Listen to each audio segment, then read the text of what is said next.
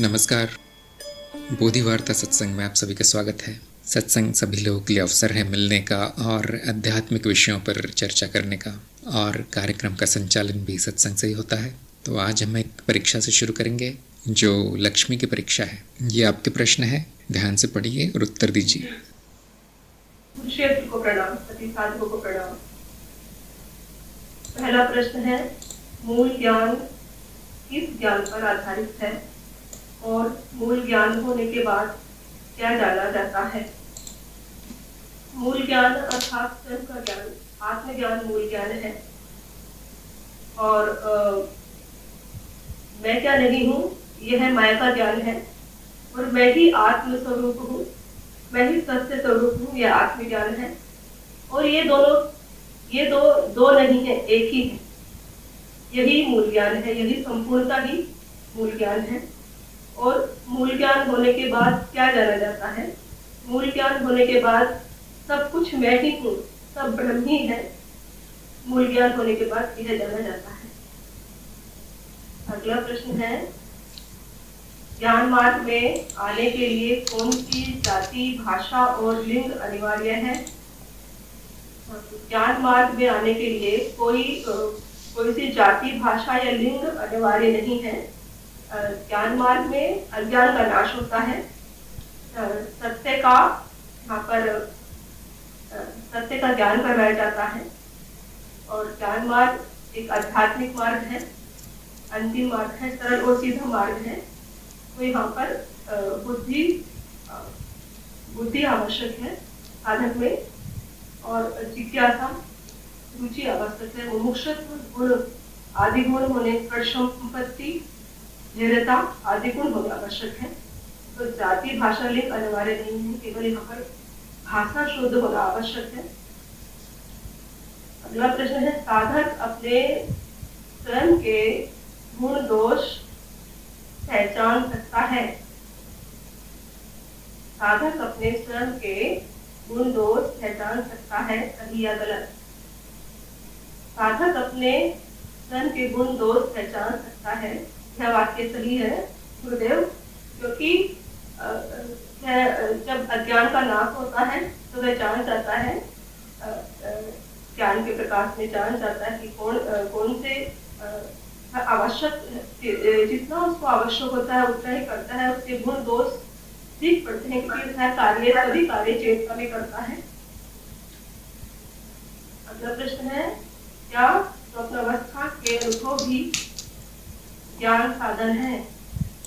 स्वप्न अवस्था के अनुभव भी ज्ञान साधन है। स्वप्न अवस्था एक अनुभव है जिसकी वृत्ति है, परिवर्तनशील है। और जो स्वप्न अवस्था के अनुभव होते हैं वो ज्ञान का साधन नहीं हो सकते, क्योंकि स्वप्न अवस्था परिवर्तन है, मिथ्या है। अगला प्रश्न है, सत्य कौन सी विशेष अवस्था में जाना जाता है? सत्य कौन सी विशेष अवस्था में जाना जाता है? सत्य के लिए कोई सी विशेष अवस्था आवश्यक नहीं होती। सत्य अपने स्वरूप को पहचानने के बाद, अज्ञान का जब नाश होता है, जब हम अपने स्वरूप स्थित होते हैं, तो सत्य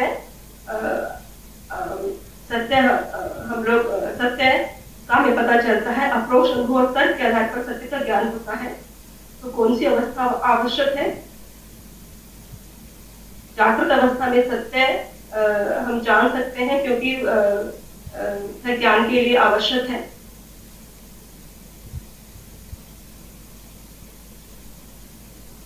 सत्य कौन सी अवस्था में जाना जाता है?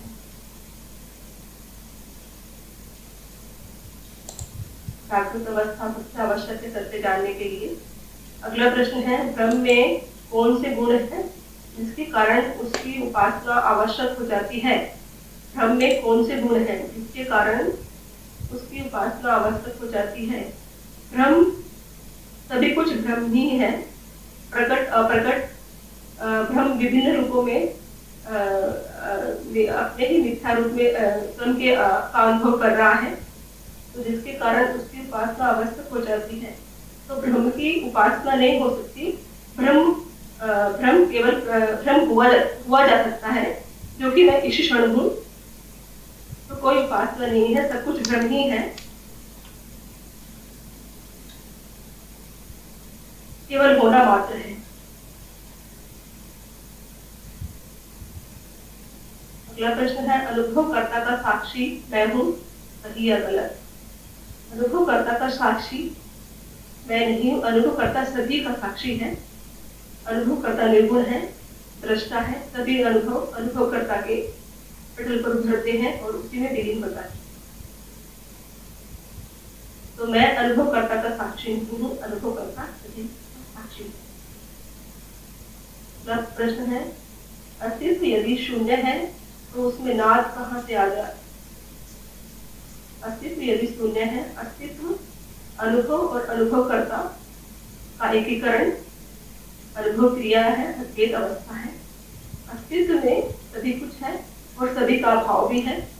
नाद मात्र कल्पना मात्र है,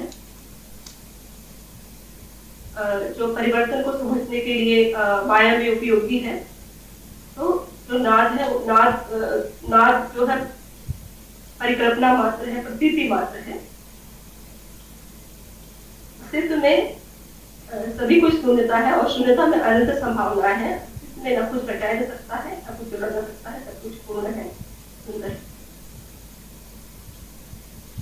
अगला प्रश्न है, चित्त का ज्ञान किस विधि से होता है?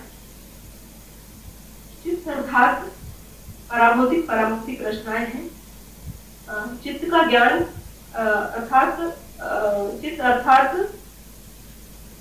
परिवर्तनों को समझने के लिए माया का एक भाग है चित्त। और किस विधि से होता है? तो चित्त का ज्ञान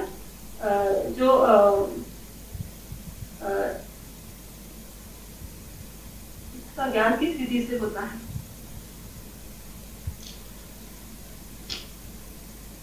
चित्त का ज्ञान किस विधि से नहीं हो सकता, केवल वहां पर जो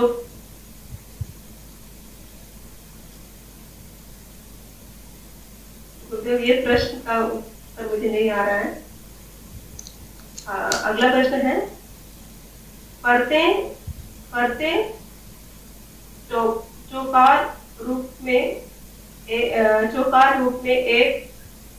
एक पर एक स्थित है और सीमित मात्रा में है, सही या गलत? परते चौकार रूप में या एक के ऊपर एक स्थित नहीं है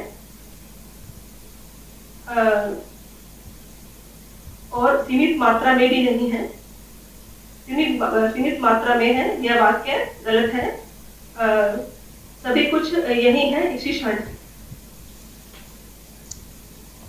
परते सबसे पहले संभाव्य चित्त है, उसके ऊपर संभाव्य चित्त, अनधिक चित्त और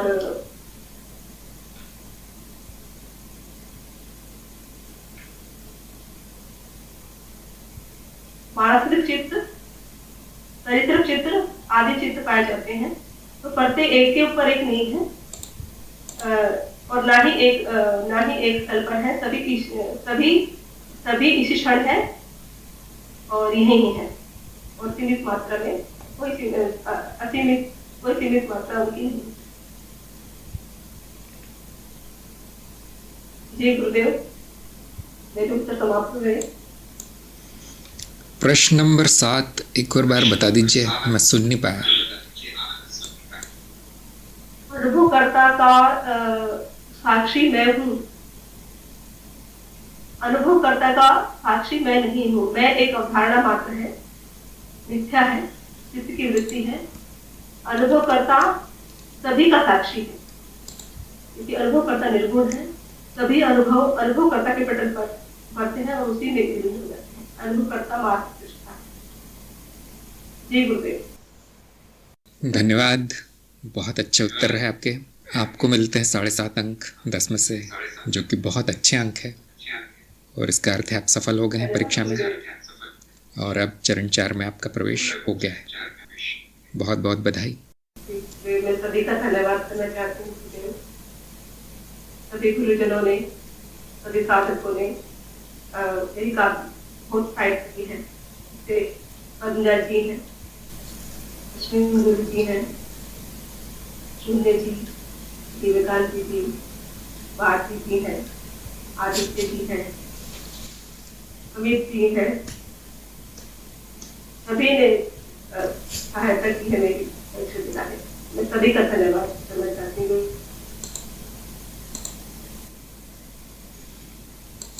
सानिध्य मुझे मिला है, आपको कोटि कोटि धन्यवाद। बहुत अच्छा ज्ञान हुआ है आपको और आगे भी आपकी प्रगति होती रहेगी। चरण 4 में आपको प्रयोग करने हैं और साप्ताहिक रिपोर्ट ईमेल के द्वारा भेजनी है। बहुत अच्छे उत्तर है लक्ष्मी जी के।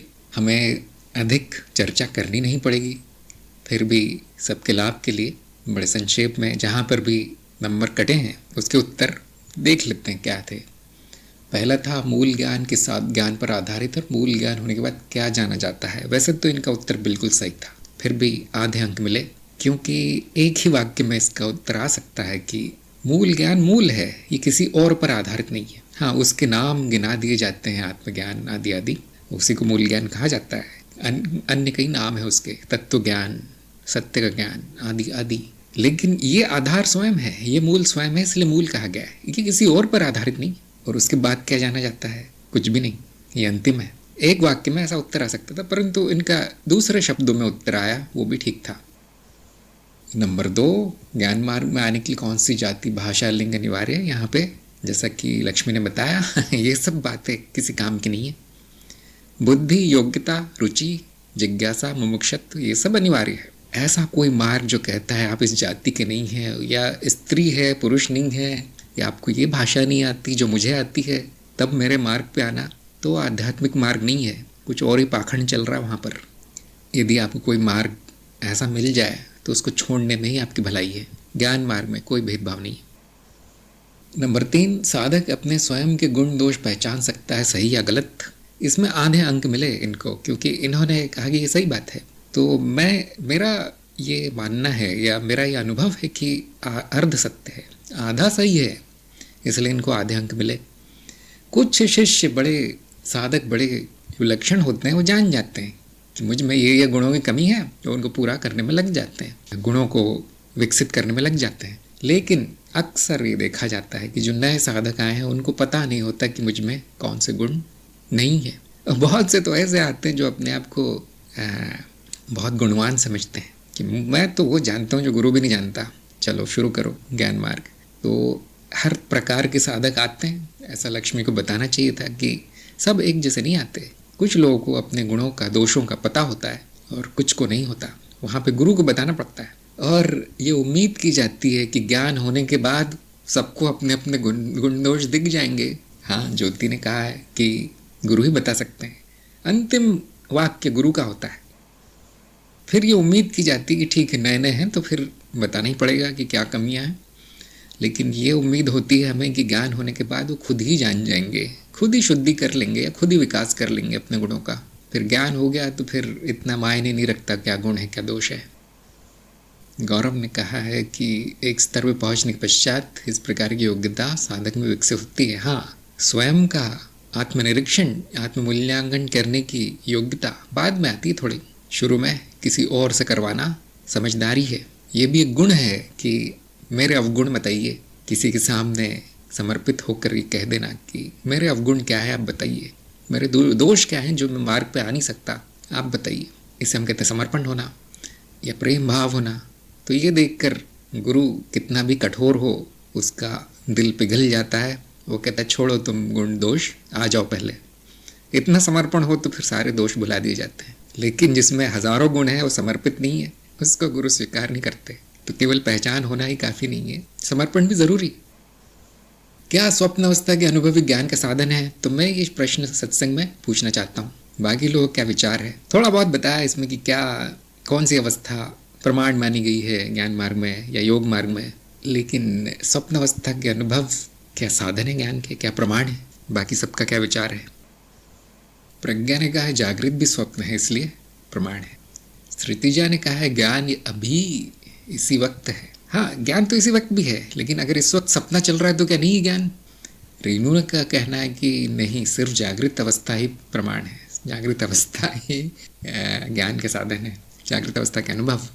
रिद्धेश्वरी ने कहा जागृत अवस्था ही सबसे अधिक उपयोगी है, स्वप्न अवस्था में चेतना जागृत हो गई तो उसका लाभ हो सकता है। आपका उत्तर बिल्कुल सटीक है रिद्धेश्वरी का। हाँ, सुवेद ने कहा तर्क और स्वसमानता से कुछ ज्ञान लिया जा सकता है।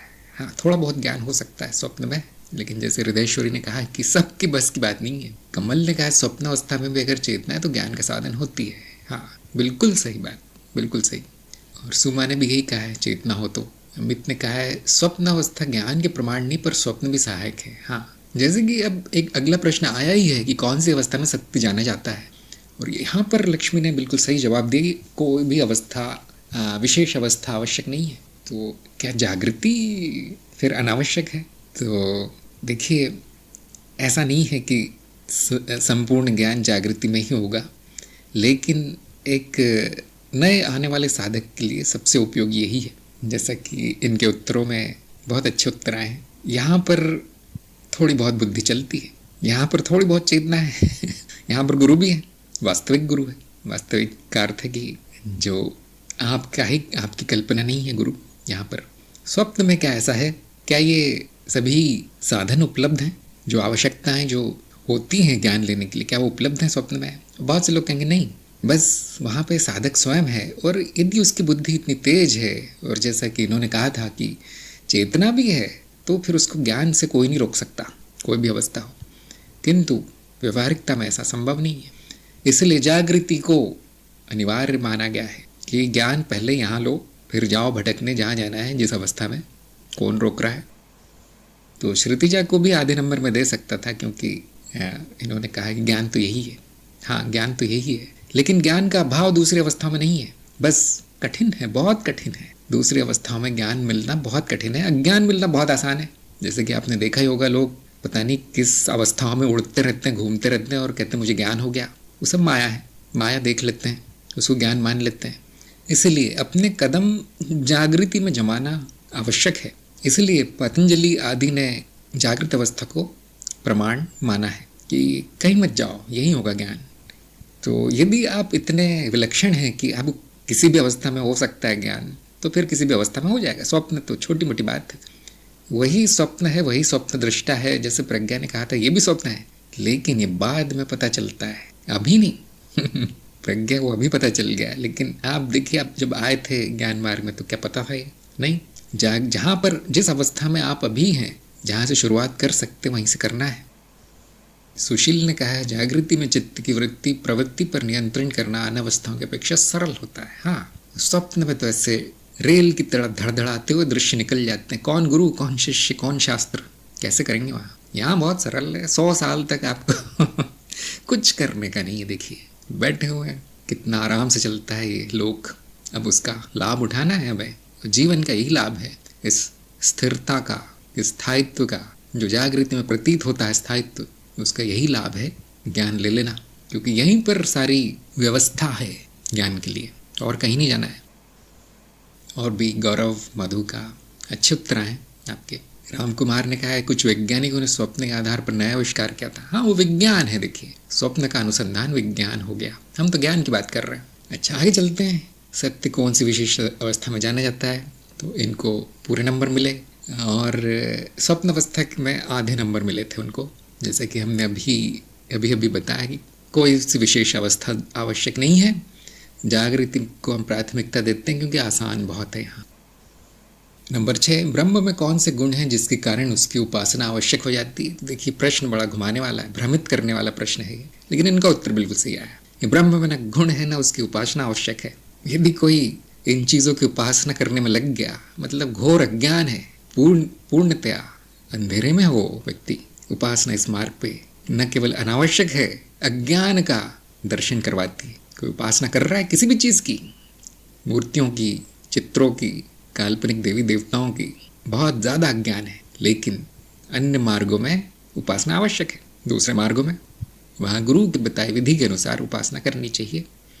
और जिनको उपासना पसंद है उनको ज्ञान मार्ग में नहीं आना चाहिए। यहाँ बंद हो जाती है, ऐसा नहीं कि हम बंद करवा देते हैं, बंद ही हो जाएगी। ये ज्ञान के प्रकाश में अर्थहीन है।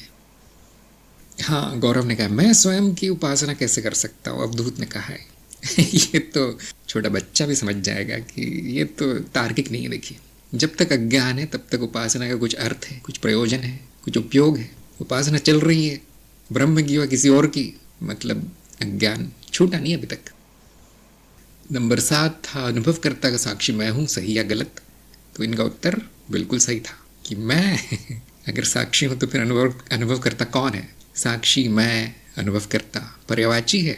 और लेकिन इनका उत्तर और अच्छा था, इन्होंने कहा तो मैं तो हुई नहीं, मैं तो मिथ्या है, अनुभवकर्ता ही साक्षी है। तो बिल्कुल सही उत्तर आया इनका। और अगर इस प्रकार के तिरछे टेढ़े प्रश्नों का उत्तर कोई दे दे तो मैं फिर थोड़ा सा विश्वास कर लेता हूँ उस पर कि हाँ ज्ञान हो गया है। सीधे सीधे प्रश्नों के उत्तर कोई भी दे सकता है, वीडियो देखकर पढ़कर कहीं से।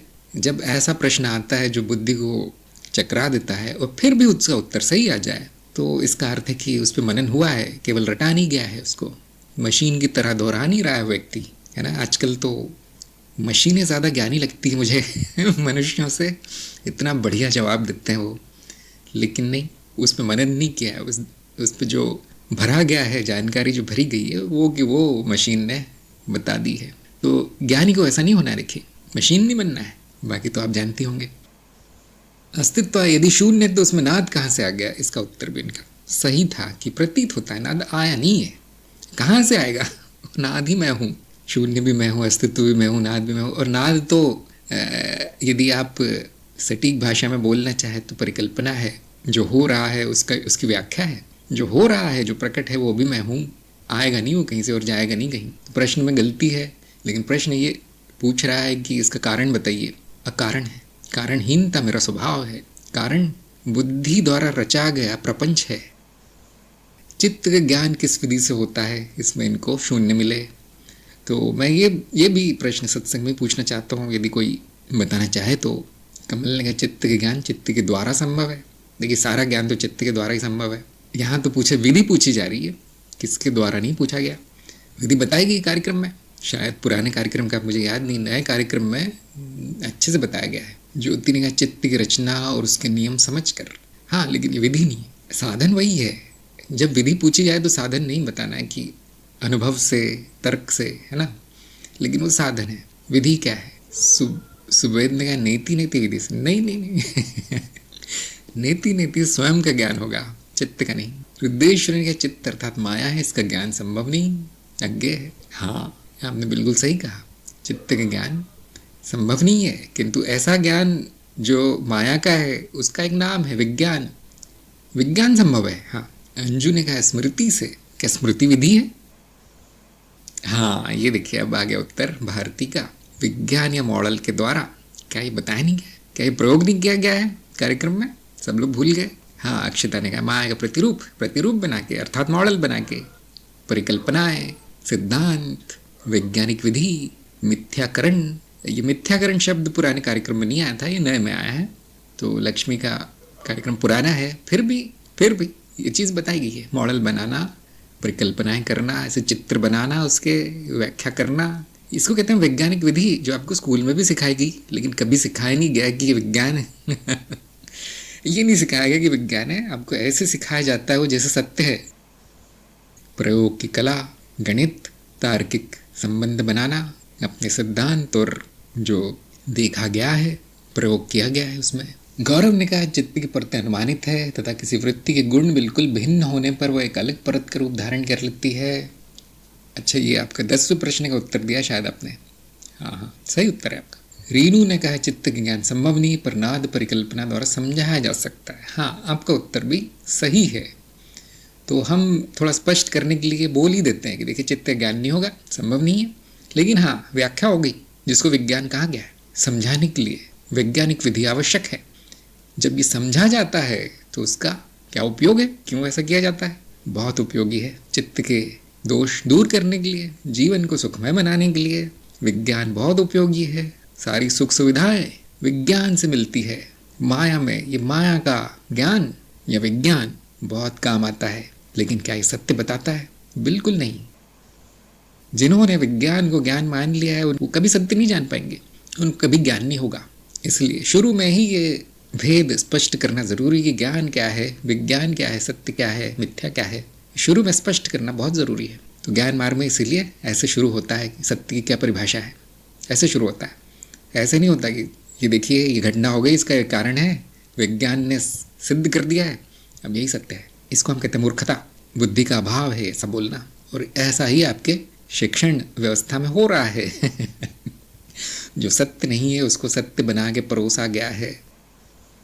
इसके सामाजिक कारण हैं, ऐसा नहीं कि लोग जानते नहीं कि सत्य क्या है, लेकिन राजनीतिक सामाजिक कारण है कि बच्चों को सत्य नहीं बताया जाता। अब ये एक अलग विषय है। जो लोग वीडियो आदि बनाते हैं, लेख लिखते हैं, वो इस पर ज़रूर कुछ बोलिए, कुछ प्रकाशित कीजिए, बड़ा विषय है।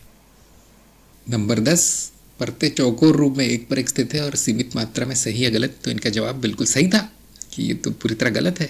परतें तो भौतिक परमाणु चौकोर कैसे होगी कि एक के ऊपर एक है? नहीं, वो चित्र है, परिकल्पना है, जैसे मैंने बताया, समझने के लिए है।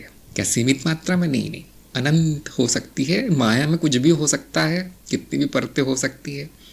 हमारी सीमित बुद्धि ने जो देख लिया उसको परत के नाम दे दिए।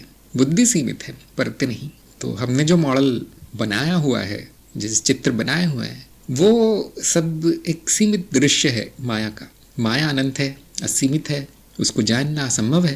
थोड़ा बहुत समझा जा सकता है, इतना ही समझना है जितना आपके लिए उपयोगी है। ये नहीं मान लेना कि मैंने सब जान लिया माया के बारे में। अब तो ये हो गए प्रश्नोत्तर लक्ष्मी के। अब यदि किसी और के कोई प्रश्न हो कार्यक्रम से संबंधित या कोई और, तो ज़रूर पूछिए। श्रेय ने कहा है, क्या मूल ज्ञान होने के बाद कोई साधक का पतन हो सकता है? इसके क्या कारण हो सकते हैं? हाँ, आपका प्रश्न बहुत अच्छा है। पतन हो सकता है, हुआ है, और इसका कारण अशुद्धियाँ हैं चित्त में, मन में, शरीर में। इसीलिए शुद्धिकरण का चरण है ना? नहीं तो क्यों रखते शुद्धिकरण? हम ये नहीं चाहते कि ज्ञान हो गया उसके बाद वो वापस संसार की नदी में बह जाए, उस कीचड़ में फंस जाए वापस। तो पहला तो स्मरण रखने मात्र से आपका पतन रुक सकता है। भले ही आप शुद्धिकरण ना करें, कोई बात नहीं, मृत्यु तो शुद्ध कर देती है। लेकिन यदि आप थोड़ा सा प्रयास करेंगे तो आपका पतन रुक जाएगा, और ये बहुत कम होगा। मैंने देखा है कि 100 में से 1 या 2 ऐसे होते हैं जिनका पतन निश्चित है। फिर भी हम त्यागते नहीं उनको। आ गए हैं तो थोड़ा रुचि है उनकी, देखते हैं कि हाँ आगे जाके तो अंधेरे में जाने वाला है, लेकिन फिर भी ज्ञान बीज डाल देते हैं। आप इसे उपाय समझ सकते हैं या करुणा समझ सकते हैं गुरु की, कुछ भी समझ सकते हैं, व्यवहारिकता। चलो कोई बात नहीं। जैसे कोई रोगी आता है किसी डॉक्टर के पास, डॉक्टर जानता है इसके 6 महीने बचे हैं, मरने ही वाला है, फिर भी चलो कोई दवा दे देते हैं, कष्ट ही कम हो जाएगा थोड़ा सा। तो हाँ, जिनमें बहुत अशुद्धियाँ हैं वापस अज्ञान में जा सकते हैं, वापस सांसारिकता में खो सकते हैं, और उसके उपाय हैं। लेकिन सबको घबराने की ज़रूरत नहीं है। 99% कहीं नहीं जाएंगे, कोई पतन नहीं होगा, कुछ भी नहीं होगा। गौरव ने पूछा है, क्या समावेशी ध्यान आंखें बंद करके भी किया जा सकता है या खुली आंखों से करना ही उत्तम है? फिर वो थोड़ा समावेश कम हो जाएगा उसका, क्योंकि आंखें बंद करने से केवल दृष्टि की इंद्री बंद होती है। फिर आपके जो आवाज़ें आ रही हैं या स्पर्श इंद्री है या विचार भावनाएं हैं, उनका समावेश हो जाएगा। फिर दृष्टि कहेगी कि मुझे ही क्यों छोड़ दिया आपने, मुझ में क्या बुराई थी जो मुझे ही बंद कर दिया। क्योंकि आँखों में एक विशेषता है कि वो बंद हो सकती है। कान, भावनाएं, विचार, उनको बंद करने के लिए कोई द्वार नहीं है, खिड़की नहीं है, जैसी आँखों में है। और आँखें भी बंद हो जाए तो भी दृष्टि बंद नहीं होती, आपने देखा होगा। बस जगत का दृश्य बंद हो जाता है, इंद्री तो शुरू रहती है। फिर उसको बंद करने का कोई बड़ा लाभ नहीं मिलेगा, ऐसा मेरा कहना है। अगर किसी साधक को लगता नहीं आंखें बंद करके मुझे अच्छा ध्यान हो रहा है, अच्छा अनुभव हो रहा है, मानसिक शांति मिल रही है, तो कर लीजिए, कोई बुराई भी नहीं है उसमें। लेकिन जिस दिन आपकी आंखें खुली होंगी और आपकी मानसिक शांति नहीं होगी, तो आप आंखों को दोष देंगे कि मेरी आंखें बंद होती तभी मेरे शांति मिलती, तभी मेरा ध्यान होता है, तभी मेरी चेतना आती है। तो क्या आप जीवन आंखें बंद करके गुजार सकते हैं? नहीं। तो इस पर निर्भरता नहीं होनी चाहिए कौन सी इंद्रिय कार्य कर रही है, उस पर आपकी निर्भरता नहीं होनी चाहिए। सभी अवस्थाओं में सभी इंद्रियों कार्यरत होते हुए भी संपूर्ण साक्षी भाव मेरा लक्ष्य है, ये साधक का लक्ष्य है। भारती ने पूछा है, आत्मज्ञान होने के बाद अगर साक्षी भाव में स्थिति नहीं रहती है तो क्या शरीर समाप्त होने के बाद आत्मज्ञान नष्ट हो जाता है? हाँ, बहुत से लोगों को धक्का लगेगा सुन के शरीर पर ज्ञान निर्भर है।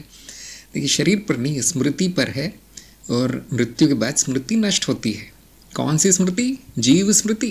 तो भारती को पहले तो मैं यही सुझाव देना चाहूँगा, तरह तरह की स्मृतियों के बारे में, चित्त की परतों के बारे में थोड़ा और गहराई से जान लीजिए, है ना। कि देखिए, शरीर के साथ एक जुड़ी हुई स्मृति है, जिसको हम प्राणिक स्मृति कहते हैं, है ना, जो शरीर के कार्य न करने पर भी कार्य करती है। उसके ऊपर एक और स्मृति है, बुद्धि आदि, वो सब नष्ट हो जाता है, नाश हो जाता है उनका मृत्यु में, चिता में जल जाती है वो। हाँ, कुछ दिनों बाद होगा, लेकिन हो तो जाता है। कौन सी बच जाती है, कौन सी स्मृति बच जाती है जिसमें आत्मज्ञान संग्रहित हो सकता है? कौन बता सकता है मुझे? चित्त की परतें जिसने अच्छे से जानी है, समझी है, भारती की चिंता कौन दूर करेगा? हाँ, देखिए, हृदयेश्वरी का उत्तर आ गया, बिल्कुल सही। कारण शरीर की स्मृति। हाँ, मीरा ने भी कहा कारण, मधु ने कारण, श्रेय ने कारण। तो भारती को क्यों नहीं पता कारण? तो थोड़ा और अध्ययन कीजिए, वीडियो आदि देखिए। मृत्यु में कारण शरीर का नाश नहीं होता, अर्थात कारण शरीर ही बच जाता है, और कुछ बचता नहीं है। बहुत से लोग कहेंगे सूक्ष्म, लेकिन उसको कुछ याद नहीं रहता। जो लोग सूक्ष्म शरीर का प्रयोग कर रहे हैं वो बताएंगे कि वो अवस्था इतनी सम्मोहित करने वाली कि वहाँ से भुला दिया जाएगा आत्मज्ञान में। तो क्या आत्मज्ञान फिर कारण शरीर में नहीं छपा है तो क्या वो समाप्त हो जाएगा? हाँ, हो जाएगा। क्यों होगा ऐसा? जिसने उस ज्ञान को महत्व नहीं दिया, जिसने उसके बाद उसका स्मरण नहीं किया, वो साक्षी भाव की साधना नहीं की। जो होते हैं ना अपने आप को पंडित मानने वाले कि अरे मुझे ज्ञान हो गया, चलो बिजनेस देखते हैं, करोड़पति कैसे बना जाए। तो वो करोड़पति कैसे बना जाए वो कारण शरीर में छप जाएगा, और अब उसके जन्म इसी करोड़ के फेर में ही होते रहेंगे, कई जन्म होते रहेंगे। लेकिन जिसने साधना की है, जिसने महत्व समझा है वो आत्मज्ञान का कि मैं क्या हूँ, उसके लिए करोड़ मिट्टी है, पैसा मिट्टी है, संबंध बेकार है, संसार कचरा है, असली सोना ज्ञान है। उसका ज्ञान कहीं नहीं जाएगा। ये बाद में लिखित में देने को तैयार हूँ, ऐसा ही है। अगर किसी कारणवश पुनर्जन्म हो गया उस जीव का, आपका तो नहीं होगा, जीव का तो हो जाएगा, तो इस वृत्ति के साथ पैदा होगा कि मुझे ज्ञान चाहिए और कुछ नहीं चाहिए उसे। बचपन में ही दिख पड़ेगा, खिलौने नहीं चाहिए, किताबें नहीं, वो कहानी वाली किताबें नहीं चाहिए, बड़े बड़े ग्रंथ। ऐसे ऐसे प्रश्न पूछे कि माँ बाप भी चकरा जाएंगे, सिरदर्द कर देगा वो सबका। ये विलक्षण लोग कौन है जिनके कारण शरीर में ज्ञान स्मृति छपी है? अगर ये और गहरी हो जाती है तो आप अनुमान लगा सकते हैं अब उसका जन्म नहीं होगा, मनुष्य जीवन से मुक्ति। इसीलिए आपको इतना मैं पीछे पड़ा रहता हूँ, इस एक स्मृति को छाप लीजिए अच्छे से, जो आपको ज्ञान हुआ है, इसको महत्व दीजिए। मैं आपको 3 महीने सिखाता हूँ क्या करना है ना। जीवन भर नहीं सिखा सकता हूँ, समझदार को 3 महीने काफ़ी है कि क्या बताया गया है। 3 महीनों में दोहराते इसका पूरी तरह से आपके कारण शरीर में जमा हो जाना चाहिए, वो बाकी सब हट जाना चाहिए कारण शरीर से। जो भी व्यवधान है, जैसे मैंने अशुद्धियों की बात की थी, यदि अशुद्धियाँ अभी तक तो अशुद्धियाँ जमा हो रही कारण शरीर में, अब उनको निकाल दो और कुछ काम की चीज़ जमा करो जो हमेशा काम आए। वो है ज्ञान, सबसे बड़ा ज्ञान, आत्मज्ञान। अब किसी भी युग में पैदा हो जाए, किसी भी काल में, किसी भी देश में, आप वो ज्ञान वापस ढूंढ लेंगे। क्यों? वृत्ति, संस्कार, वही मार्ग मिल जाएगा। जैसे भारती की एक चिंता है, वैसे बहुत से लोग ये भी होती है कि क्या वो मार्ग भी छूट जाएगा, क्या गुरु भी भुला दिया जाएगा। तो ऐसा भी हो सकता है, हाँ, लेकिन उसके भी उपाय बता दिए गए हैं। जैसे गुरु क्षेत्र से 60 गांठ, मजाक में कह रहा हूँ, 60 गांठ तो नहीं, लेकिन उनसे प्रार्थना ज़रूरी है कि एक वही तो रहेगा स्थायी। जब आप बदलते रहेंगे, आपके रूप बदलते रहेंगे, तो गुरु क्षेत्र ही तो स्थायी रहेगा जो याद दिलाएगा। कारण शरीर भी बदल जाएगा, है ना। कौन पता नहीं कौन सा देव योनि, कौन सी योनि हो जाएगी आपकी, भूल जाएंगे सब, लेकिन गुरु क्षेत्र नहीं भूलेगा, गुरु नहीं भूलेगा। गुरु का अर्थ व्यक्ति नहीं जो बोलता रहता है इधर उधर की बातें, वो नहीं। गुरु का अर्थ गुरु क्षेत्र। उनसे 60 गांठ कीजिए, उनसे कुछ, हम कहते हैं ना, जैक लगाइए। सरकारी कार्यालय में आपको काम करना हो तो कैसे आप जाते हैं, तो पहचान का मिल जाए, काम हो जाए वैसे। और वो हम कहाँ सिखाते हैं, वो कैसे करना है, गुरु क्षेत्र से संपर्क, कैसे उनको प्रभावित करना है, कैसे उनको प्रसन्न करना है, कैसे हमें उनकी कृपा मिले, वो चरण 7 में बताया गया है। देखिए चरण 7, बहुत से लोगों का कार्यक्रम वीडियो देख के ख़त्म हो जाता है, दिखाई नहीं देते कभी, और वो अगले जन्मों में उनको वो ज्ञान दिखाई नहीं देगा। बड़े दुख की बात है। लेकिन फिर हम ज़बरदस्ती भी नहीं कर सकते। देखिए कि परीक्षा दो, लिखो, चरण 4 के प्रयोग करो। अब मैं तो ज़बरदस्ती नहीं कर सकता। उनमें समझ नहीं है अभी तक, उनमें चिंता नहीं कि मेरा ज्ञान नष्ट हो जाएगा। जिनको चिंता है वो पूरा करते हैं, वो मेरे हर निर्देश मानते हैं। उन्होंने अपना जीवन ज्ञान सेवा में अर्पित कर दिया है। अब ऐसे व्यक्ति को क्या चिंता होगी उसका ज्ञान कहाँ जाएगा। अब अगर वो चाहे भी छोड़ना तो नहीं छोड़ पाएगा। वो करोड़ों साल बाद अगर उसका जन्म हो गया तो गुरु क्षेत्र से स्वयं कोई गुरु चल कर आएगा बताने की देखो तुम्हें ये ज्ञान हुआ था, तुमने ये किया था। आप लोग को विश्वास नहीं होगा, लेकिन बड़े बड़े गुरुजनों की कथाएं सुन लीजिए आप, उनके जीवन में क्या घटनाएं हुई हैं, कैसे गुरु ने स्वयं प्रकट होके उनको याद दिलाया है, क्या किया होगा उन्होंने जो इतनी कृपा बरसी उन पे। मनन कीजिए इस बात पे, मैं जो कहता हूँ उस पर विचार कीजिए। सब आपके भलाई के लिए करता हूँ मैं, लोग उस महत्व देते नहीं है। तो वो प्रश्न आया था ना कि किस काम का है चित्त का ज्ञान। इसी काम का, देखिए विज्ञान इसी काम आता है। चित्त को समझने से चित्त में फेर बदल करना आसान है। अगर आप जान जाएंगे कारण शरीर क्या है तो उसमें स्मृतियाँ छापना आसान है आपके लिए। यहाँ तो हम तंत्र भी उपयोग कर लेते हैं। जो ज्ञानी होता है बड़ा व्यवहारिक होता है, उसको चाहिए मतलब चाहिए कोई भी उपाय हो। जानकी ने पूछा है, मैं अभी सत्यापन और साक्षी भाव के प्रारंभिक चरण में हूँ, तो ये प्रश्न मेरे सामने है। मैंने अनुभवकर्ता और दृष्टा के रूप में अनुभव करते वक्त अहम और अहम के आसपास के अप्रोक्ष अनुभव दृश्य पर भी साक्षी भाव होना चाहिए, या फिर तर्क और कल्पना के क्षेत्र में भी समेट कर देखना चाहिए। हाँ, कि आपकी बात ही सही है कि ये केवल अहम पर दृष्टि रखना ही साक्षी भाव नहीं है। मैं अहम नहीं हूँ, मैं शरीर नहीं हूँ, केवल इतना नहीं है। अपनी सभी मानसिक वृत्तियों पर बुद्धि, तर्क आदि का भी साक्षी होना है, कल्पना आदि का भी साक्षी होना है। सबको आपस में मिलाकर मैं नहीं हूँ इस डब्बे में बंद करके फेंक देना है, विसर्जित कर देना है, ये साक्षी भाव है। लेकिन यदि आप सत्यापन में है तो फिर साक्षी भाव की साधना क्यों कर रहे हैं? जानकी की तो परीक्षा भी नहीं हुई अभी तक। कुछ और नाम तो नहीं है आपके कार्यक्रम में? जानकी से पूछ रहा हूँ मैं, परीक्षा हो गई आपकी? प्रणाम गुरुदेव। हाँ जी बोलिए। नहीं गुरुदेव, परीक्षा तो नहीं हुई, लेकिन सत्यापन के क्रम में साक्षी भाव के भी प्रयास कर रही हूँ मैंने। देखिए, प्रयास कर रहे हैं, बहुत अच्छी बात है, लेकिन चरणबद्ध चलना चाहिए, ऐसा मेरा सुझाव है। जो साधना चरण 4 में होनी वो चरण 4 में ही होनी है, अभी नहीं। अभी केवल सत्यापन होना है। तो अभी तो आपको सिखाया भी नहीं गया है कि साक्षी भाव कैसे रखना है, किसका रखना है। तो आप जो करेंगे वो गलती होगा। इसलिए अभी सारा ध्यान आप ज्ञान पर दीजिए, ज्ञान लेने में दीजिए। परीक्षा की तैयारी में थोड़ा समय दीजिए। साक्षी भाव आने वाला है, चरण 4 में होता है। सुनना चाहती हूँ गुरुदेव, सत्यापन के लिए ये आवश्यक होगा, ये ठान कर मैंने किया गुरुदेव। कोई बात नहीं, जारी रखिए सत्यापन और साक्षी भाव की चिंता छोड़ दीजिए, हो जाएगा हो जाएगा। जी गुरुदेव। सुशील ने कहा है कि जब किसी व्यक्ति की मृत्यु हो जाती तो आम समाज अज्ञान के कारण कहता है कि ईश्वर उस व्यक्ति की आत्मा को शांति मिले। जैसा कि हमें ज्ञान है कि परम शांति आत्मा की अवस्था है, तो मृत्यु पश्चात लोगों को उस मृत्यु व्यक्ति की उपस्थिति का आभास होता है। क्या ये केवल मानसिक विकार का लक्षण होता है? क्या भूत प्रेत आदि की अवधारणा मिथ्या है? मैं जिस क्षेत्र से आता हूँ वहाँ भूत प्रेत की बहुत सी कहानियाँ प्रचलित होती है, तो मुझे ये भी विषय रोचक प्रतीत होता है। इस विषय पर प्रकाश डालिए। हाँ, बहुत रोचक विषय है। और आम आदमी की आध्यात्मिक यात्रा ऐसी कथा कहानियों से शुरू होती है ना, क्योंकि ये रोज नहीं होता। क्या इसमें सत्य है? सत्य नहीं है, ये सत्य है। ऐसा हो सकता है। अब लोगों ने क्या शब्द प्रयोग किए हैं, भूत प्रेत आत्मा, ये सब अर्थहीन शब्द है, अर्थहीन है। उनको ज्ञान नहीं बेचारों को, इसलिए जो मन में आता है वो नाम रख देते हैं, है ना।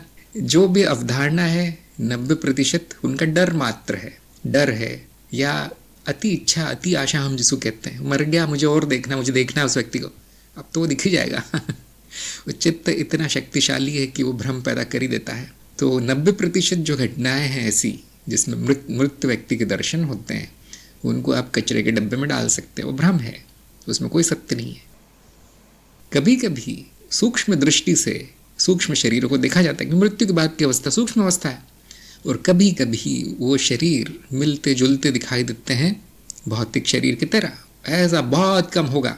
जब होगा तो वो जो देखने वाला व्यक्ति है, दर्शक, उसका जीवन परिवर्तित हो जाता है, क्योंकि बहुत बड़ी घटना है। यदि वो बुद्धिमान व्यक्ति है, तार्किक व्यक्ति है, समझदार है, तो अब वो जान जाता है कि मेरी जो मान्यताएं थी बेकार की, भौतिकवादी सांसारिक मान्यताएं, सब झूठ निकली।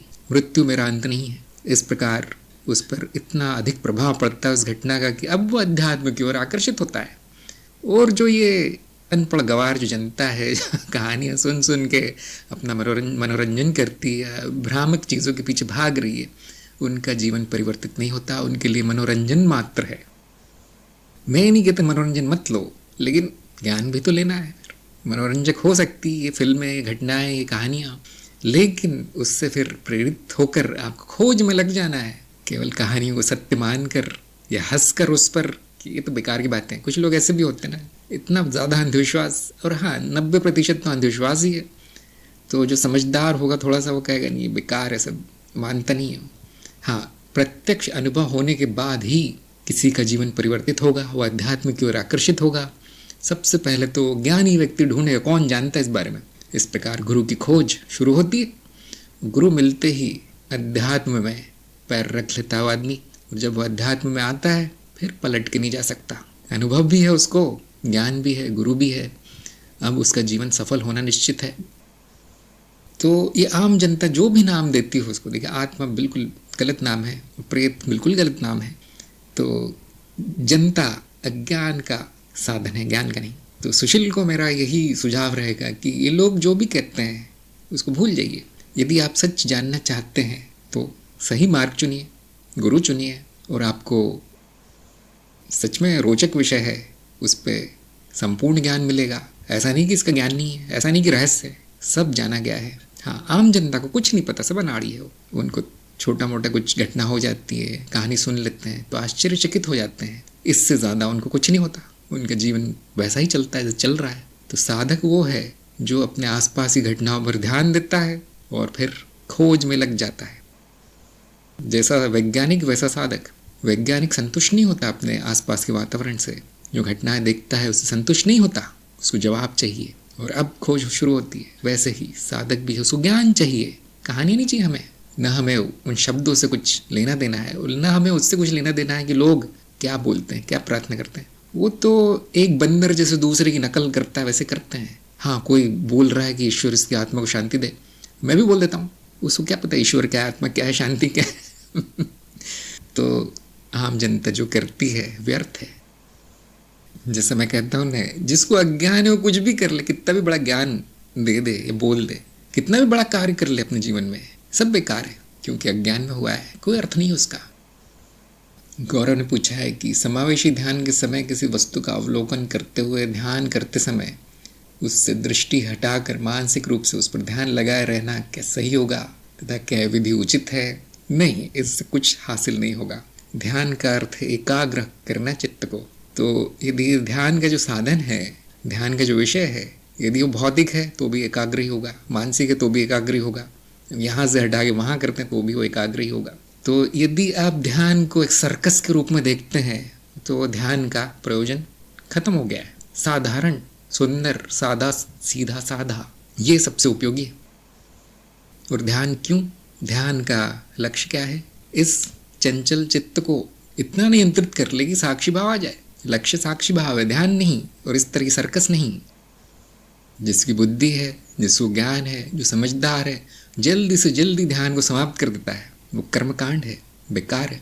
जितनी जल्दी हो सके वो खत्म हो जाना चाहिए। अगर उसको आप सोने से मर देंगे तो वो जीवन भर चलता रहेगा, अब नहीं छोड़ पाएंगे उसको।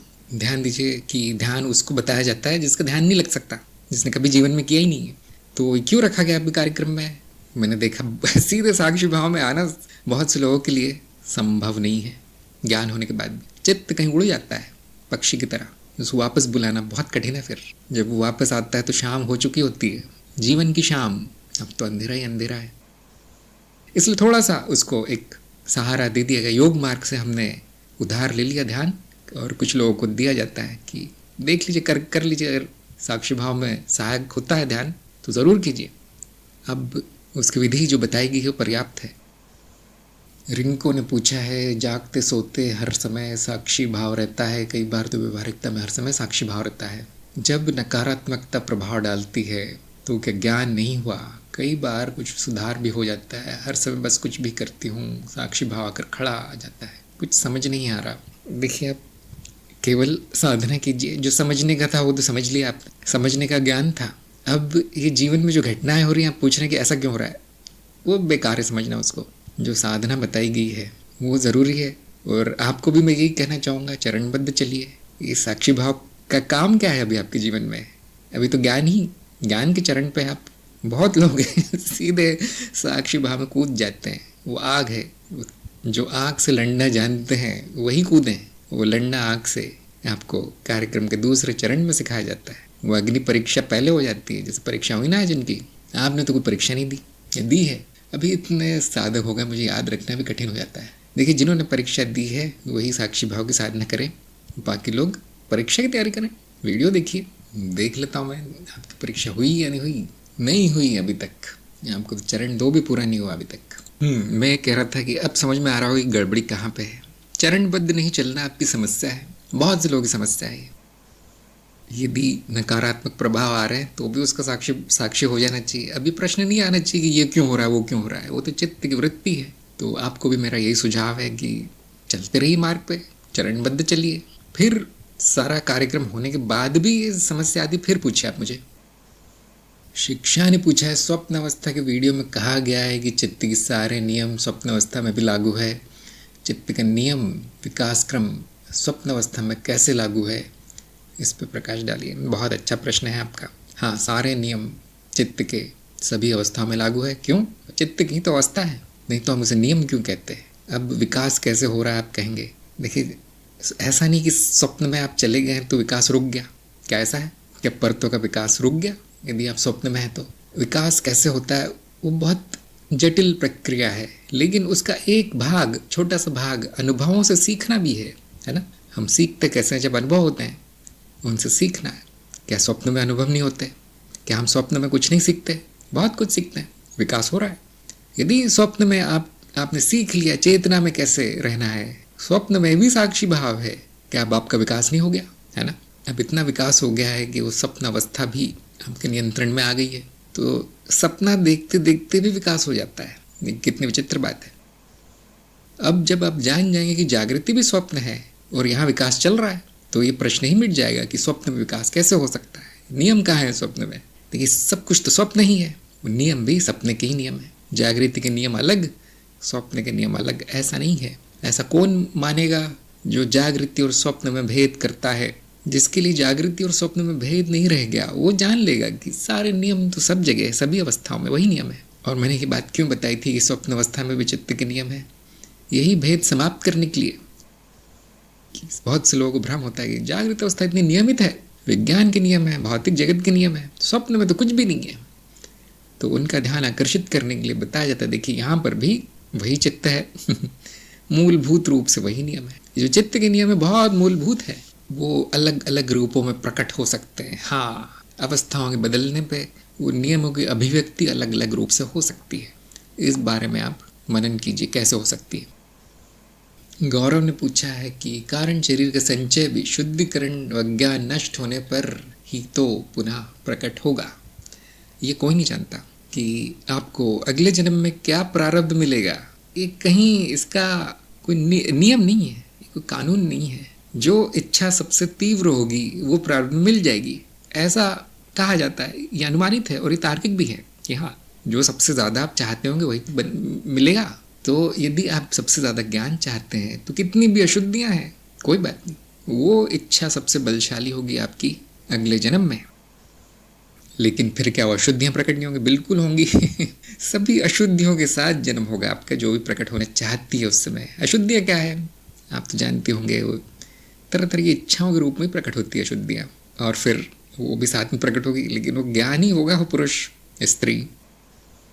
मान लीजिए उसमें एक अशुद्धि है कि क्रोध बहुत आता है, या अशुद्धि गुस्सा बहुत आता है कि बिना गुस्से के बात ही नहीं करता, तो उसने शुद्धिकरण नहीं किया, लेकिन ज्ञान बहुत हो गया, गुरु सही मिल गया, मार्ग मिल गया। अब ये गुस्से वाली वृत्ति भी बलशाली है, लेकिन ज्ञान वृत्ति भी बहुत अच्छा संस्कार पड़ा है, गहरा।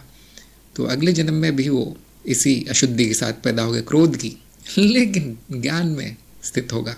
उसको कहेंगे हम क्रोधी गुरु है, क्रोधी साधक है ऐसे बहुत हैं इतिहास में, ऐसे बहुत उदाहरण मिलते हैं कि गुरु तो बहुत बड़े थे, लेकिन उनमें ये चीज़ थी, उनमें वो चीज़ थी, वो शाप देते थे सबको, इस प्रकार।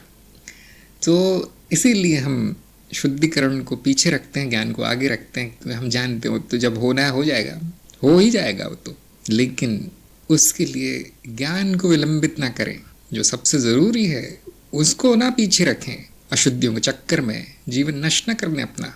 वो बहुत है, पहाड़ है। तो कोई भी बुद्धिमान व्यक्ति यही करेगा, जो सबसे ज़रूरी वो पहले कर लेगा, फिर बाकी चिंताएं आती है। अब ये बच गया, मेरा शादी करने की इच्छा बच गई, हाँ भाई कर लो, 10-20 जन्म निपटा दो अपने से ही, हम तो मना नहीं करते। कब शुद्धि होती है? जब वो अशुद्धि पीड़ादायी हो जाए, तभी आप उसको छोड़ते हो, नहीं तो नहीं। जो अशुद्धि सुख दे रही है उसको कारण शरीर कभी नहीं छोड़ेगा, मान लीजिए भी नियम है। और हम इंतज़ार करते हैं, फिर गुरु बस प्रतीक्षा करता है किस दिन इसकी अशुद्धि दुख बन जाए। गुरु प्रार्थना करते हैं जल्दी दुख मिले इसको। लोग सोचेंगे कितने निर्दयी है गुरु, इतनी क्रूरता तो मेरे शत्रुओं में भी नहीं है। हाँ, ऐसा होता है। जो आपका भला चाहता है वही आपको सही मार्गदर्शन दे सकता है कि हाँ, उसी के मन में ये सब चिंताएं होती है। जितनी जल्दी वो अशुद्धि प्रकट होगी उतनी जल्दी उसका इलाज हो जाएगा। और प्रकट तभी दिख पड़ती हो जब वो दुख देती है। रोशन का प्रश्न आया है, भावना के स्तर पर तन्मात्रा क्या हो सकता है? जैसे क्रोध के संदर्भ में जो सूक्ष्म अनुभूतियां हैं, जैसे ताप, हलचल, विचार आदि हो सकते हैं। भावना अपने आप में तन्मात्रा है, ये शायद आप जानते होंगे। भाव तन्मात्रा है, उनको और विभक्त नहीं किया जा सकता। आप जो बता रहे हैं जैसे कि क्रोध के संदर्भ में ताप होगा शरीर में, या व्यक्ति चैन से नहीं बैठ पाएगा, तरह तरह के विचार आएंगे, बोलेगा कुछ उल्टा सीधा, ये उसके प्रभाव है। ये घटनाएं क्रोध को नहीं बनाती, ये घटनाएं क्रोध का अंग नहीं है, उनसे मिलकर नहीं बना है क्रोध। क्रोध पहले आता है, उसके प्रभाव फिर दिख पड़ते हैं, इस प्रकार के जो आपने बताए हैं। तो तन्मात्रा का अर्थ ही होता है कि सबसे छोटी तनु मात्रा, सबसे छोटा नाप अनुभव का। तो भावना को विभक्त नहीं किया जा सकता, ऐसे बहुत से विद्वान मानते हैं। और हाँ, कुछ विद्वान कहेंगे नहीं, मैं इसको भी विभक्त करके बताऊंगा। और फिर सांख्य दर्शन में आप देखिए कि इतने भाग पृथ्वी है, इतने भाग पता नहीं क्या क्या है, जल है, वायु है, और फिर क्रोध बन जाता है। अब आप पूछेंगे कि मुझे ये बना के बताइए, ऐसा मिला के, एकदम संभव नहीं है। देखिए, ये सब सैद्धांतिक है कि इस प्रकार की परिकल्पना की गई है। तो यदि आपकी रुचि है रोशन की, तो सांख्य दर्शन में थोड़ा उसके मूल में चाहिए। मैं भी इतना नहीं जानता, लेकिन जो आधुनिक विज्ञान का, मनोविज्ञान का या तंत्र ज्ञान का जो कहना है, जो दृष्टिकोण है, वो ये है कि भावना भी तन्मात्रा है। यदि किसी और के कोई विचार हो तो ज़रूर बताइए, क्योंकि विज्ञान है, इसमें अलग अलग दृष्टिकोण हो सकते हैं। लेकिन हाँ, ये जो बाकी आपने अनुभूतियाँ गिनाई हैं, वो उनसे मिलकर क्रोध या कोई भावना नहीं बनती। मधु ने पूछा, जीव को शांति दे ये कहना ठीक है क्या? नहीं मैं क्या सुझाव दूंगा, आप कुछ ना कहें तो सबसे अच्छा है, सबसे ठीक है। अज्ञान में जो कहा जाएगा वो सब बुरा ही होगा जीव का। शांति नहीं मिलेगी किसी को। जिसको अज्ञान है उसको जीवन होते हुए शांति नहीं मिली तो मृत्यु के बाद क्या मिलेगी, और अभी क्या बोलने से मिलेगी? कौन दिलवाएगा उसको शांति? शांति का अर्थ क्या है यहाँ पे? क्या वहाँ पे कुछ मन है? क्या वहाँ पे कोई व्यक्ति है जो अशांत है? ऐसा तो कुछ भी नहीं है, वृत्तियाँ हैं बस। मानसिक उथल पुथल से ज़्यादा कुछ नहीं है मृत्यु के बाद। एक प्रकार की मशीन है वो। अब आप क्या प्रार्थना करेंगे बताइए? जीते जी तो कुछ नहीं किया उसके लिए, कोई प्रार्थना नहीं की। जीते जी तो आपने किसी के लिए नहीं कहा कि इसको शांति मिले, इसको ज्ञान मिले। अब क्या होगा? अब तो इतनी देर हो गई है अब गाड़ी छूट गई है ना, अब उसको ठीक करिए, क्या होगा? अब अगले जन्म की प्रतीक्षा कीजिए, अगले जन्म में शांति मिले, ज्ञान मिले, ये प्रार्थना जरूरी है नहीं, अगले जन्म का तो पता ही नहीं मुझे। हाँ, मृत्यु का कौन सा पता है किसको? इसलिए मैं कहता हूँ ये लोग जो भी बोलते हैं, अज्ञान में जो भी बोला जाएगा बेकार होता है। किसी को कुछ नहीं पता, बोलते बहुत हैं लोग, एक दूसरे की देखा देखी बोलते हैं। उनको क्या ज्ञान है कुछ अपनी सद्भावना प्रकट करने के लिए बोलते हैं। मैंने देखा है कि जिसके जो मर चुका है उसके रिश्तेदार कहीं बुरा न मान जाए कि मैंने इसके लिए कुछ अच्छे शब्द नहीं बोले मृतक के लिए। मन में पता नहीं क्या बोलते हैं, लेकिन बाहर ज़रूर बोलते हैं कि ईश्वर इनकी आत्मा को शांति दे। उनको पता ही नहीं वो क्या बोल रहे हैं। शिवम ने पूछा है, कई बार स्वप्न में अपना चेहरा शरीर दिखाई देता है। आपने बताया कि स्वप्न में ऐसा दिखाई देना स्वप्न से सूक्ष्म प्रवेश करने का संकेत है। अगर इस अनुभव के समय चेतना आ जाए तो क्या स्वप्न की जगह सूक्ष्म लोक के अनुभव शुरू हो जाते हैं। कई बार लगता है स्वप्न का अनुभव नहीं है, वास्तव में ही अनुभव हो रहा है। चित्त की सभी अवस्थाओं का अनुभव लेकर विरक्ति और मिथ्या भाव को भी दृढ़ करने की इच्छा है। हाँ, जो मैंने कहा है वो एक संकेत है कि वो व्यक्ति इस अवस्था में इतना लीन नहीं हो गया है कि उसको अपने चेहरा तक भुला दिया उसने। उसमें एक छोटी सी किरण है चेतना की, देखूं मैं कौन हूँ, और इस के परिणाम स्वरूप चित्त एक चेहरा गढ़ देता है जो उसका मिलता जुलता होता है भौतिक चेहरे से। इतना होते ही वो एक छोटी सी पगडंडी खुल गई है सूक्ष्म लोक की। यह अनुभव दृष्टि सृष्टि का भी अच्छा उदाहरण है। तो ऐसा क्यों हुआ, उसके मन में इच्छा क्यों आई कि मैं कौन हूँ, मेरा चेहरा देखने की। थोड़ी सी चेतना है, नाम मात्र, लेकिन इससे वो अवस्था सिद्ध नहीं होगी। शुरुआत है, आप कह सकते हैं, हो गया है, संयोगवश हो गया है। ऐसा नहीं कि मैंने कह दिया ये सूक्ष्म की शुरुआत है तो अब सूक्ष्म शुरू हो गया, अब यहाँ से नहीं, तो खत्म हो जाएगा। चेहरा देख के वापस अज्ञान में, वापस अंधकार में, वापस साक्षीहीन बुला दिया जाएगा। जो मैंने विधियाँ बताई है उसके द्वारा चेतना नहीं आ रही है तो चेहरा वगैरह देखने से बिल्कुल नहीं आएगी। जो जानी मानी विधियाँ हैं जो सदियों से चल रही हैं, यदि वो चेतना न ला पाई स्वप्न में या सूक्ष्म में तो क्या छोटी मोटी घटनाएं ला देंगी। ये मानना ही अज्ञान है। तो विधिवत जारी रखिए। किशोर ने पूछा, जिस क्षण में साक्षी भाव में रहता हूँ वही सब क्षण की स्मृति स्वप्न अवस्था में दिखाई देती है। अच्छी प्रकृति है आपकी, ये सारे लक्षण हैं। तो हाँ, इस प्रकार के विचित्र अनुभव होने लगेंगे कि स्वप्न में पहले बड़ा कचरा सा आता था, उल जुलूल, लेकिन जब से जागृत अवस्था में थोड़ा बहुत साक्षी भाव है तब से सपने भी सुधर गए हैं थोड़े बहुत, उसमें भी थोड़ा अर्थ दिखाई देता है। इस प्रकार के अनुभव होंगे। तो चलते रहिए।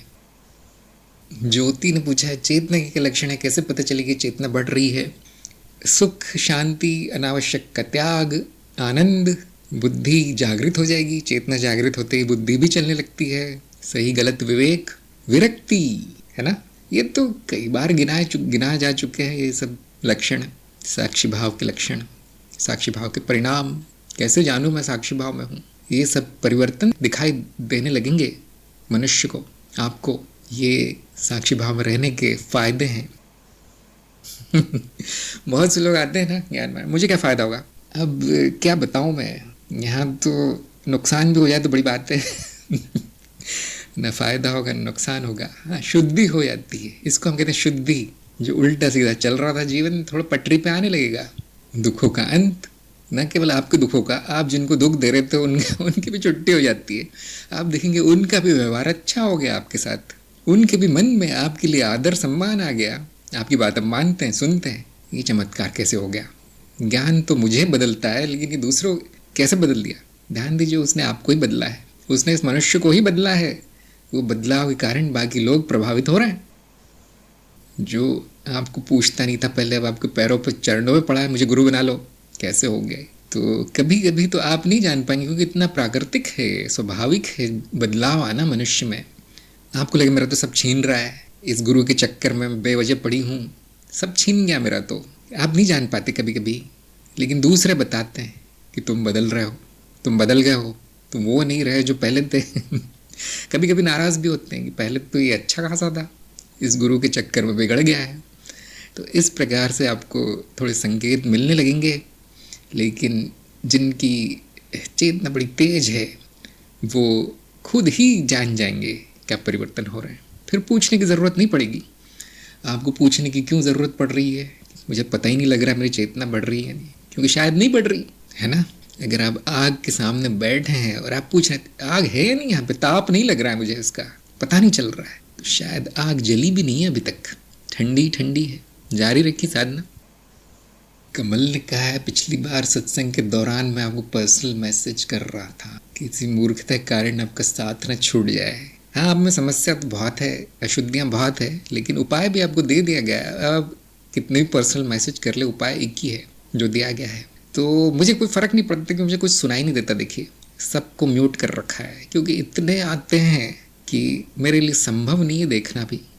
कुछ ही लोगों को मैंने वहाँ पे ऑन कर रखा है, जो कि जिनके बिना मेरा काम नहीं चल सकता, जो ज्ञान प्रसार में है, दूसरे लोगों की सहायता कर रहे हैं, उनको हॉटलाइन दे रखी है कि वो कभी भी फ़ोन कर सकते, मैसेज कर सकते। बाकी मेरे 24 घंटे पूरे बीत जाते हैं, एक मैसेज पढ़ने का समय नहीं मिलता। 50 ईमेल रोज़ होते हैं, मुझे उन पर ज़्यादा ध्यान देना पड़ता है क्योंकि वो उनके हैं जो कार्यक्रम कर रहे हैं ना। वो जो व्यर्थ के इधर उधर के मैसेज भेजते रहते हैं वो शायद ही मैं पढ़ता हूँ। तो आप डरिए मत, कोई नुकसान नहीं किया आपने। और सभी लोगों से मेरा ये अनुरोध है कि हमने इतने लोगों को क्यों मैदान में भेज रखा है, इतने लोगों को त्रिज्ञान देने के लिए कहा है, इतने लोगों को वीडियो बनाने के लिए इतने सत्संग क्यों खोलें। इसका एक ही कारण है कि मुझे इतना समय नहीं मिलता कि मैं सबका ध्यान रख पाऊँ, सबकी सहायता कर पाऊँ। ख़ास तौर से छोटा मोटा कुछ होता है कि मुझे ये नहीं मिल रहा, मुझे वो लिंक नहीं मिल रहा, मुझे ये वीडियो नहीं मिल रहा। देखिए बहुत हैं हमारे यहाँ लोग जिनको सेवा का कार्य दे रखा है, हम उनको मैसेज भेजिए जितने भेज सकते हैं, उनके पास थोड़ा ज़्यादा समय रहेगा। बाकी उनके संदेश ज़रूर पढ़े जाते हैं जो कि तन मन धन से मार्ग में लगे हैं। शिवम ने कहा है कई बार समझ में नहीं आता कि स्वप्न है जागृत का अनुभव है, इसलिए पूछा क्या ये सूक्ष्म के अनुभव है। काफ़ी ठोस लगते हैं। कई बार स्वप्न में काफ़ी देर चेतना बनी रहती है, फिर स्वप्न जागृति का भेद हट जाता है। हो सकता है सूक्ष्म हो, लेकिन जैसे कि मैं कह रहा हूँ कि जो पूछ रहा है कि ये क्या है, अभी तक उसको सही अनुभव हुआ नहीं है। आप गर्म तवा छुएंगे तो क्या मुझे पूछने आएंगे क्या वो गर्म था या नहीं, है ना। तो पूछना नहीं पड़ता, जब अनुभव हो जाता है तो उसके बारे में शंका नहीं रहती। अंजू ने कहा है कि ये मेरे साथ हो रहा है, सबका व्यवहार बदल रहा है। सभी की यही कहानी है। या तो वो छोड़ के चले जाएंगे, वो इतने बदल जाएंगे वो कि वो अब नहीं आपके साथ रह सकते एक छत के नीचे, या फिर आपके चरणों में गिर जाएंगे। इससे आपको पता चलेगा कि शायद मेरी कुछ प्रगति हुई होगी, है ना। जो छूट जाता है वो भी लक्षण है कि आपकी प्रगति हुई है। जो अनावश्यक था वो छोड़ के चला गया, बहुत ही अच्छा है। यदि कुछ मिल रहा है तो उसको प्रगति मानना थोड़ा कठिन होगा, लेकिन जो जा रहा है, छूट रहा है, निश्चित रूप से प्रगति है। ज्योति ने कहा है कि सारे परिवर्तन हो रहे हैं, बिल्कुल ऐसा ही हो रहा है जैसा आपने कहा है, परंतु मुझे महसूस नहीं होता चेतना। क्या ये अनुभव है? मुझे लगता है कि ऐसा नहीं हो सकता कि आपको ये ज्ञान ना हो कि मैं चेतना में हूँ या ये चेतना का प्रभाव है। आपने शायद क्या ये अनुभव है पूछा है, पता नहीं उससे क्या अर्थ है, तो थोड़ी सी उलझन है। बस मैं इतना कह सकता हूँ कि आप अपने अनुभव से ही जानेंगे क्या हो रहा है। हो सकता है कि नया नया हो, परिवर्तन नया नया हो और उससे समझ में नहीं आ रहा हो कि क्या हो रहा है, तो उसमें मेरा यही सुझाव रहता है कि चलते जाइए। अगर आपको ये समझ में आ गया कि मैं सही मार्ग पे हूँ, तो और कुछ समझ में आए ना आए, ये माया का खेल आपके आसपास कैसे बदल रहा है, अब ये तो हमें भी समझ में नहीं आता क्या हो रहा है। रोज़ मुझे ऐसे विचित्र घटनाएं सुनने को मिलती हैं, ऐसी ऐसी चीज़ें मेरे सामने आती है, मैं खुद नहीं समझ पाता है क्या हो रहा है, क्यों हो रहा है, होना भी चाहिए या नहीं। लेकिन एक चीज़ समझ लीजिए कि क्या मैं सही मार्ग पे हूँ, क्या मेरी साधना सही चल रही है, और फिर जो भी होगा ठीक ही होगा, अच्छा ही होगा। हाँ, अगर आपको कष्ट बढ़ गया है, आपको दुख बढ़ गया है, अंधेरा बढ़ गया आपके जीवन में, तो आपको मुझसे संपर्क करना चाहिए। अब वो साधना नहीं चल रही है, अब मार्ग सही नहीं है, अब मार्गदर्शन ज़रूरी है, लेकिन आप उसका मज़ा ले रहे हैं, उसका आनंद उठा रहे हैं, जैसे शायद अंजू के मामले में हो रहा है, आनंद आ रहा है उनको, तो बिल्कुल सही मार्ग है। यदि बाहर के प्रभाव आपको प्रभावित नहीं करते हैं, किसी भी कारण से आपकी शांति भंग नहीं होती, आपके मन में जो आनंद है, प्रेम है, मैत्री भाव है सबके लिए, वो वैसा का वैसा है। सब छूट रहा है फिर भी आप बने हुए हैं, आराम से है। नौकरी छूट गई, छोकरी छूट गई, माँ बाप छूट गए, मित्र छूट गए, दोस्त नमस्ते करके चले गए, फिर भी आप आनंद में हैं, मतलब बिल्कुल सही हो रहा है, आप चिंता नहीं करना। सब कुछ है, प्रमोशन भी हो गया, आप करोड़पति हो गए, बड़ा परिवार जमा हो गया है, आपकी शांति गायब है, आपके मन में अशांति है, आपका ज्ञान दिखाई नहीं देता दूर दूर तक, आपकी चेतना छुट्टी पे है, आज नहीं आएगी, छुट्टी पे है। इसका मतलब प्रगति नहीं हुई। अब चिंता की बात है, तो बाहरी अवस्थाओं से थोड़ा सा अनुमान लगाया जा सकता है कि आपके साथ क्या हो रहा है, किंतु उस पर निर्भर नहीं होना है। अपने अंदर झांकिए, अपने अंदर देखिए क्या हो रहा है, उससे आपकी प्रगति पता चलेगी। और हमने तो यंत्र बना रखे हैं, आत्ममूल्यांकन का यंत्र आपको बताएगा क्या हो रहा है, वो ज़्यादा लाभदायक है आपके लिए। मेरी प्रगति हो रही है या नहीं, देखिए उस पर जाके चेक कीजिए, आत्ममूल्यांकन। अमित ने पूछा है क्या ऐसा भी हो सकता है कि साक्षी भाव जागृति में होता हो पर स्वप्न अवस्था में ना हो? बिल्कुल हो सकता है, हाँ। वो ऐसा ही होता है, शुरू में तो ऐसा ही होता है। देखिए जागृति में बड़ी मुश्किल से होता है, तो जागृति में आने लगे तो स्वप्न में और कठिन होता है, दुगनी मुश्किल होगी स्वप्न में साक्षी भाव आने में। स्वप्न में आ जाए तो सूक्ष्म में उसको रखना, स्थायी रखना और कठिन होता है। ऐसे ये जैसे जैसे आप आगे बढ़ते जाएंगे आपकी कठिनाई बढ़ती जाती है। अब मृत्यु में जिसने साक्षी भाव रख लिया वो तो महारथी हो गया, वो तो सिद्ध हो पुरुष हो गया, फिर मृत्यु में भी साक्षी भाव है। अब उसको मृत्यु भी नहीं कहेंगे, उसको समाधि कहेंगे हम, है ना। तो जैसे जैसे आप प्रगति करेंगे आपकी कठिनाई बढ़ती जाएगी, लेकिन आपके अस्त्र शस्त्र भी बढ़ते जाएंगे, आपकी योग्यता भी बढ़ती जाएगी।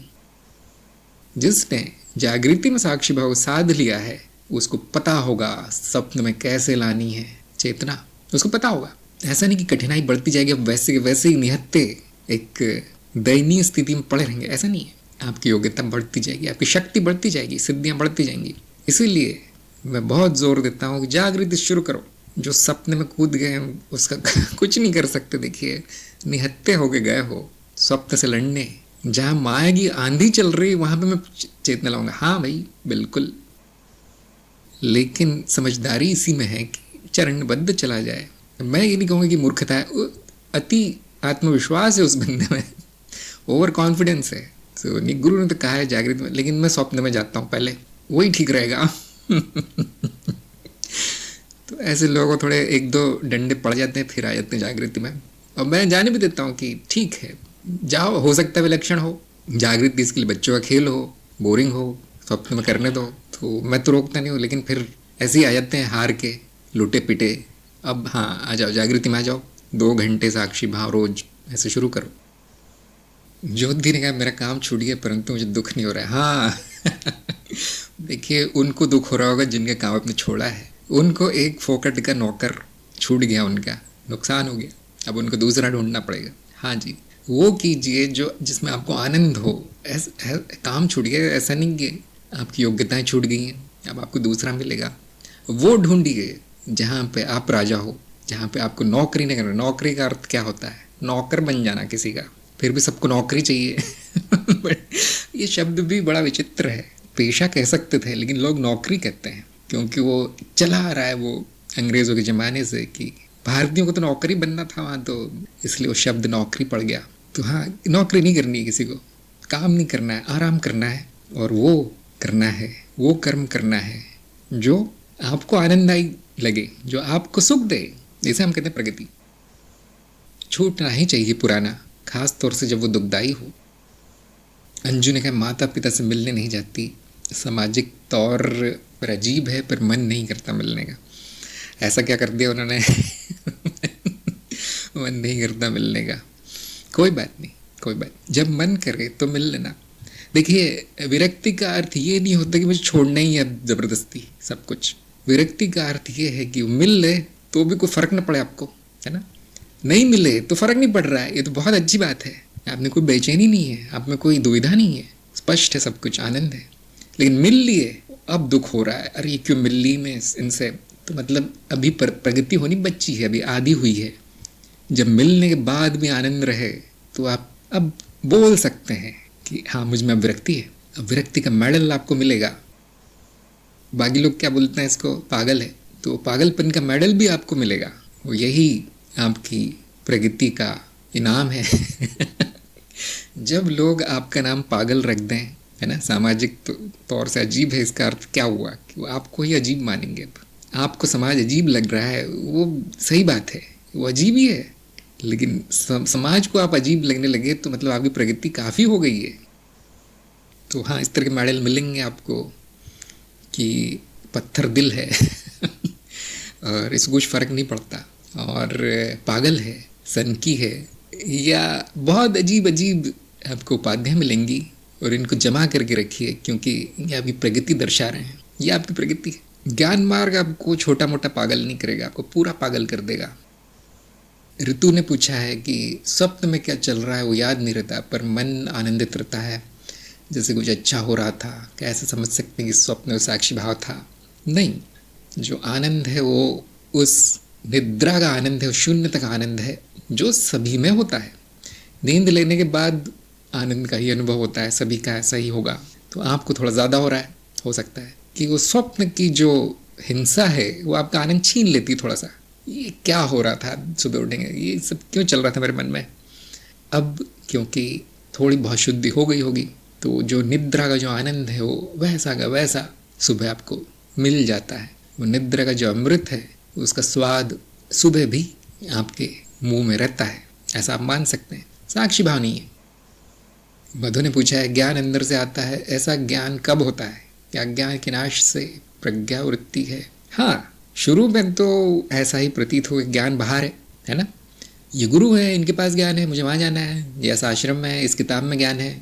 जब अज्ञान होता है तो उसका सूत्र बाहर दिखाई पड़ता है, लेकिन जब ज्ञान होता है तो पता चलता है कि वो मुझसे ही उपजा है। कहाँ से? ध्यान दीजिए कि जैसे आपने लिखा है अज्ञान के नाश से, तो बाहर आप ढूंढने जाएंगे तो नाश ही नाश होगा, और जब अंदर प्रकाश फूकता है ज्ञान का तो आप कह पाएंगे कि वो अंदर है। अंदर क्या हुआ है? अंदर वो अशुद्धियाँ हट गई हैं। बुद्धि की अशुद्धि है सबसे बड़ी है, वो बाहरी कारणों से हट सकती है। वो हटते ही जो ज्ञान स्वयं है वो प्रकट हो जाता है, मैं स्वयं वहाँ पे दिख पड़ता है। तो बहुत से ज्ञानी जन यही कहेंगे कि मुझे तो ये सब पहले से ही पता था कि मैं क्या हूँ, ये सारा ज्ञान मेरे अंदर ही था, ऐसा कहते हुए मिल जाएंगे। मैं फालतू में बाहर ढूंढ रहा था उसको, सब कुछ मुझ में ही है।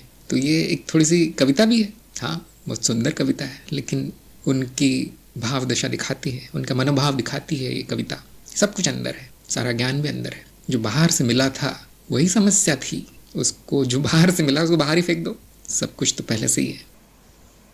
रिंकू ने कहा है कि मेरे साथ उल्टा हो रहा है, मेरे साथ सभी पहले जैसे अब वैसे नहीं रहे, सभी का व्यवहार बहुत ज़्यादा बदल रहा है। हाँ, एक चीज़ आपको ध्यान देनी चाहिए कि दूसरों के व्यवहार पर तो हमारा अधिकार नहीं है, उन पर तो नियंत्रण नहीं कर सकते दूसरे क्या व्यवहार करते हैं।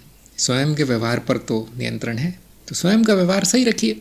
जितना ज़रूरी है उतना कार्य कर देना है, उतना मेल जोल रख लेना है, उतनी बातचीत कर लेनी है। जितना ज़रूरी है उतना ही, जो ज़रूरी नहीं है वो एक सुई बराबर भी नहीं होना चाहिए।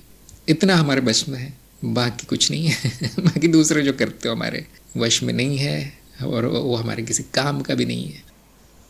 ऐसा क्या कर दूं कि वो दूसरे ऐसा करने लगे वैसा करने लगे, मतलब आपका स्वयं में नियंत्रण छूट चुका है, दूसरों के नियंत्रण में आ गए हैं। दूसरों को प्रसन्न करने का, दूसरों को खुश करने का प्रयास कर रहे हैं जो लोग, उनका स्वयं पर नियंत्रण नहीं है। किसी को खुश नहीं किया जा सकता, देखिए किसी को बदला नहीं जा सकता, जब तक कि उनकी इच्छा ना हो हम कुछ नहीं कर सकते। दूसरों की आवश्यकता ही क्यों पड़ी है आपको, है ना? ये मूल प्रश्न है कि दूसरे है क्यों यहाँ मेरे जीवन में। आप देखेंगे मेरा ही कर्म है। मेरे ही उचित अनुचित कर्मों के कारण मेरी निर्भरता दूसरों पे हो गई। अब वो क्या करते हैं, क्या बोलते हैं, उनका व्यवहार क्या है, उस हर चीज़ का मुझ पर प्रभाव पड़ता है। जैसे कि हम कहते हैं कर्म बंधन हो गए हैं, और आपके जीवन में अधिकतर दुख इन्हीं कर्म बंधनों के कारण है। इसी कारण है कि दूसरे क्या करते हैं, क्या बोलते हैं, क्या सोचते हैं, इसी कारण आपकी स्वतंत्रता छिन गई, आपकी आज़ादी चली गई।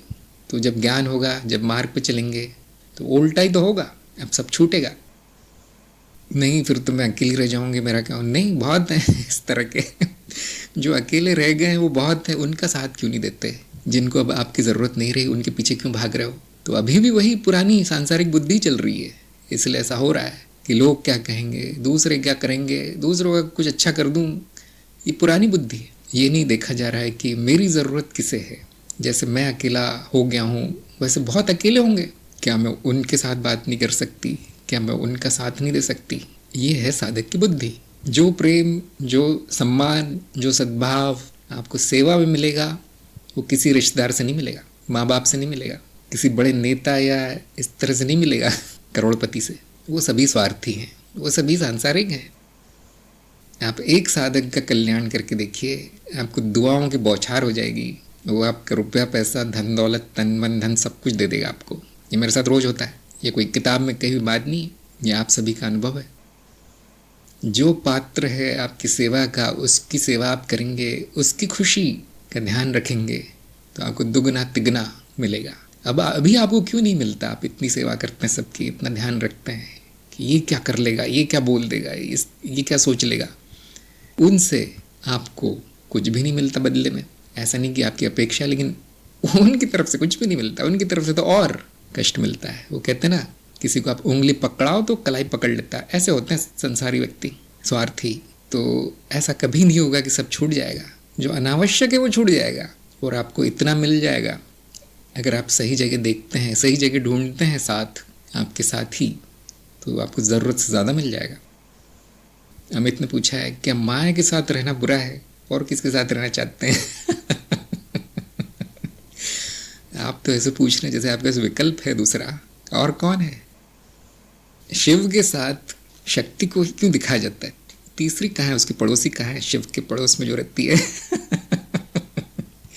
बेचारे को एक ही से क्यों, एक ही के पल्ले क्यों बांध दिया? देखिए कुछ है नहीं।